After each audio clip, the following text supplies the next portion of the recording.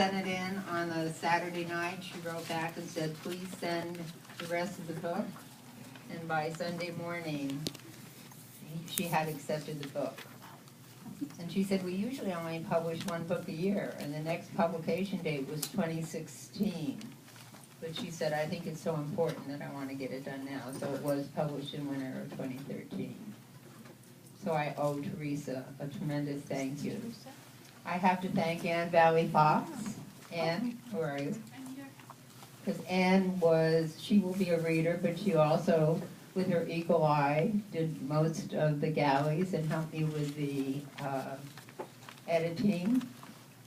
Gene Burson, for just hanging in there and writing his beautiful blurb.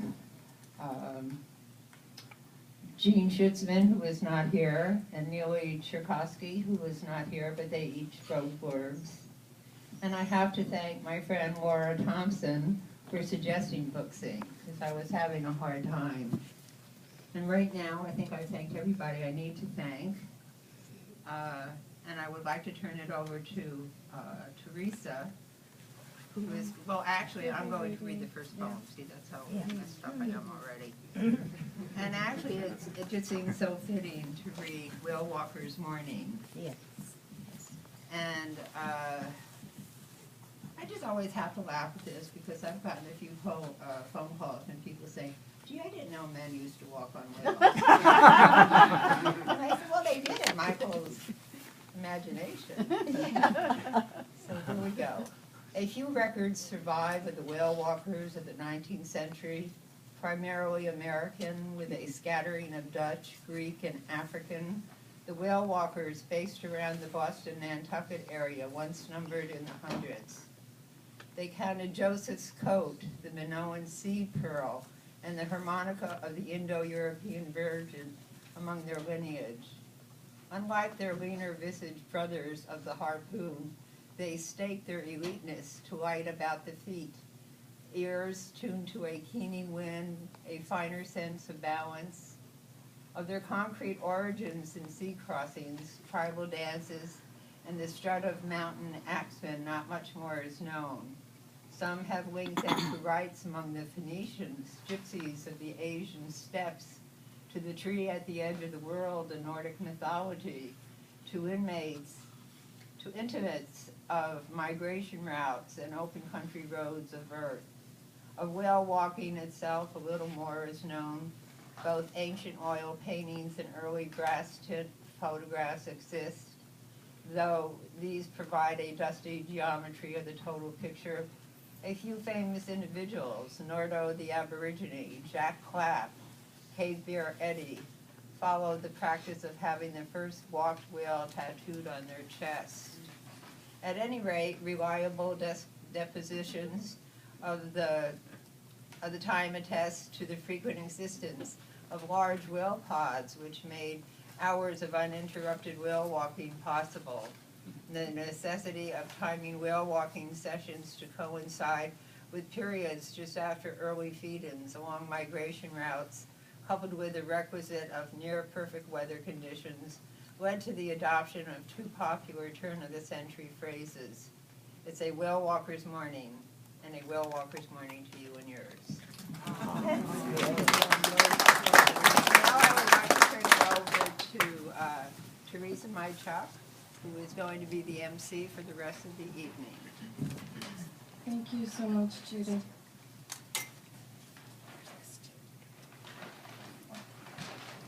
Thank you. Oh my goodness. I think we should do this because the people aren't used to working in the morning. I think it's hard to do. Okay. Thank you, everyone, for being here. Thank you, Judith. I'll be introducing the readers, and I'll be reading their bios or auto bios as they were given to me. So sometimes it will be in third person, and sometimes it'll be in first person. So the first person I'll be introducing is Coral Cadman, and she will be playing the music, her musical rendition of Michael Shorb's poem, The Museum of Natural History, and The Ant. And Coral met Michael, simply known as Shorb, the poet who lived in the horse's tack house at the 4.5-acre macrobiotic Taoist and jazz haven known as The Ranch in La Habra Heights, California, in the summer of '69. The household regularly read books aloud around the fireplace, had 5 freshwater aquariums, no TV, and an endless stream of visiting artists, poets, and anti-war philosophers, chatting into the wee hours around the large picnic table in the kitchen. Michael was working on his MFA in poetry at the time, and was the first trance dancer Coral had ever met. Laughter was the best medicine, and we did a lot of that, spread over the 43 years of friendship we shared. Coral Cadby.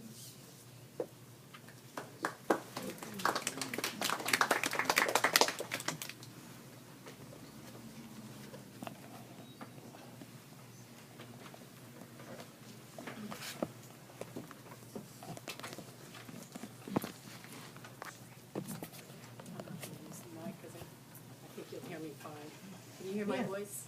Yes, Michael originally titled his book of children's poetry, If Rabbits Had Wings. And then I heard Judith told me that he had loosely changed the title to The Names of Stars. What was it? The Names of Stars. And I have a very thick file of poems that Michael sent me over the years. And the children's poems, when he read them to me, I said, well, these are songs. They're already written because you gave me the cadence, you gave me the rhythm, and all I had to do was just feel my way into the pieces. So I'm going to do 2 pieces. The first one is the Museum of Natural History. And those of you who are familiar with Michael know his cherishing of the natural world and his amazing ability to name it and go deep with it, but still have fun. So this is about the Museum of Natural History. And please forgive me, I'm a little shaky and excited.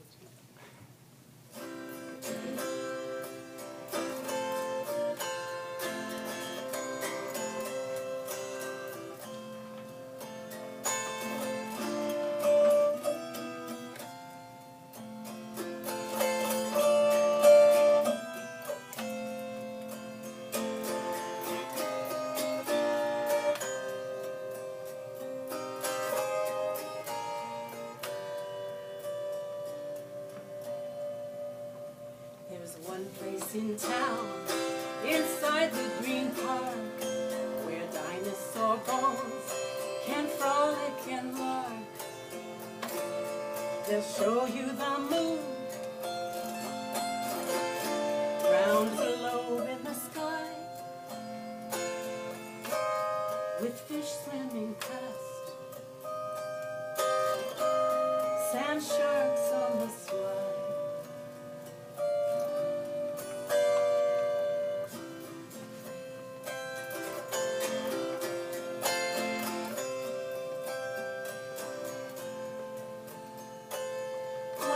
Full of gems, the world's birds and the stars. And the Africa room's just next door to Mars.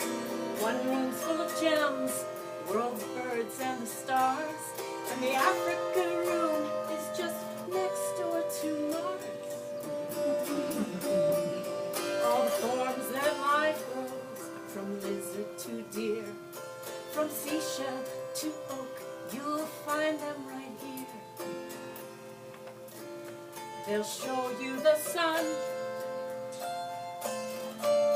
our helium king, the orbiting ice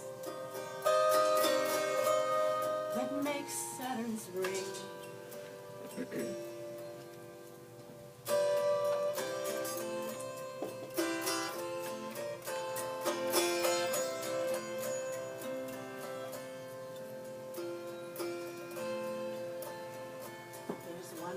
In town, inside the green park, where dinosaur bones can frolic and love. One place in town, one place in town.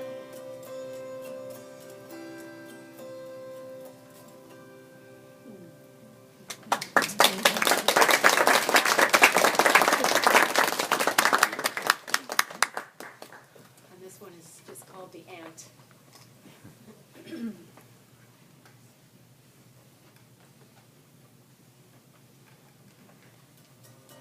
It's a work song.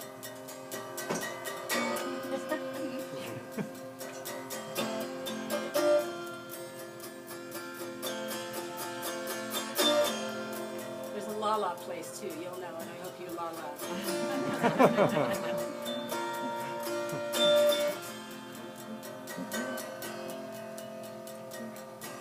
The ant's so tiny,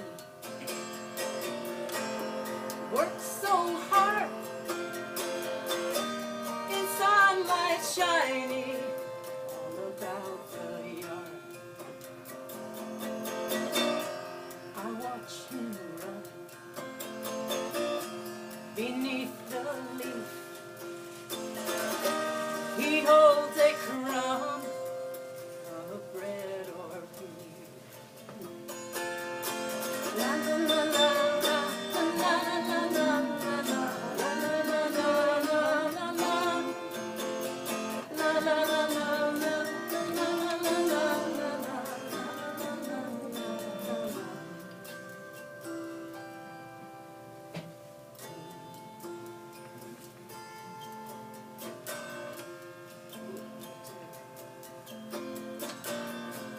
he takes it home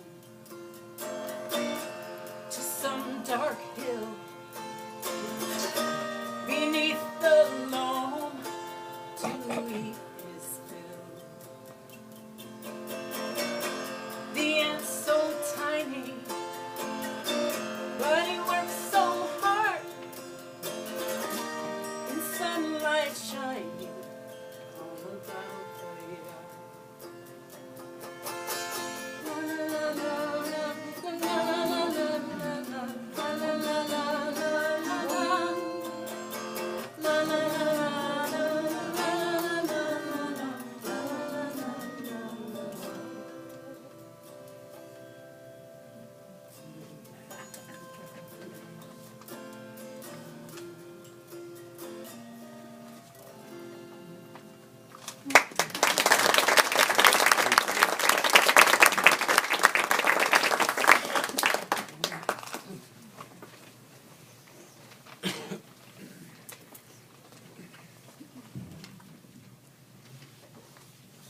Thank you, Corey.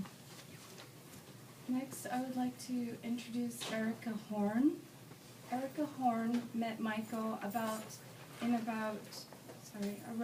1972 at a poetry reading that she went to with Jean Burson, organized by Tom Cousin. She and Michael talked about how Plato said that poets were liars and should be kicked out of society. Michael said that was BS. She liked his snarky sense of humor. After he met the love of his life, Judith, they all became friends. They had many evenings of drinking wine and reading poetry.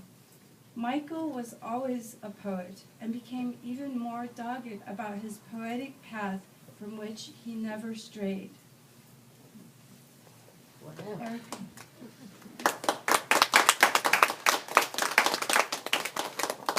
Do you want to sit? Yeah.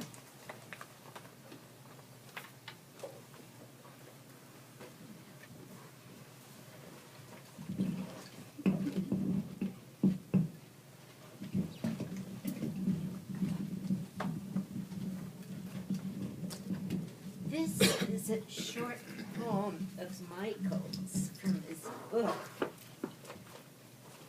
It's called The History of Laughter.